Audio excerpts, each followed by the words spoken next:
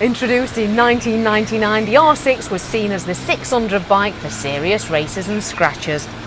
R6s ruled in the super sports class, and this translated into sales with every wannabe racer riding around on one. The fact that it looked like the big brother R1 no doubt helped. So how do you improve on a bike that may feel pretty perfect? Easy, you change the engine, the frame and the bodywork. In fact, the only things you don't change are the brakes.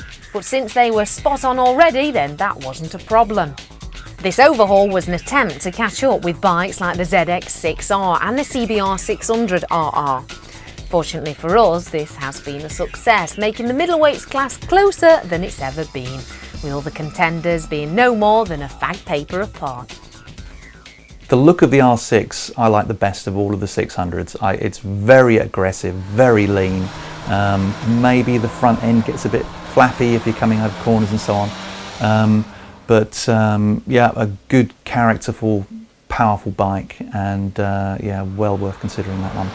It's not as aggressive and single-minded as it was. I mean, the older bikes were certainly, you know, the real sort of buzzy, raw-edged, the sportiest of all the 600s. But this one's kind of lost that title now, really, to the ZX6. I think the problem's been that Yamaha have sort of made a bit of a quirky decision on the front wheel, front tyre size. But obviously, if you sort of make the changes and put a different set of tyres on, then you've got a bike again which is up there with the best.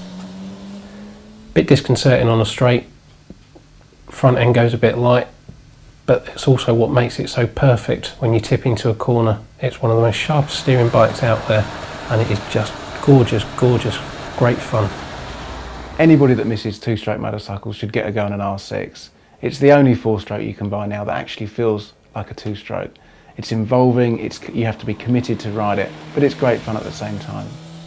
One of the most popular sports bikes out there, the R6 has cutting-edge looks and that revvy four-cylinder engine. It's a favourite track day bike, but that little yam can be a bit of a weapon if it falls into the right or the wrong hands. So, tallying together the panel scores for each category of street cred, build quality, performance, comfort and value give the R6 a total score of 80%.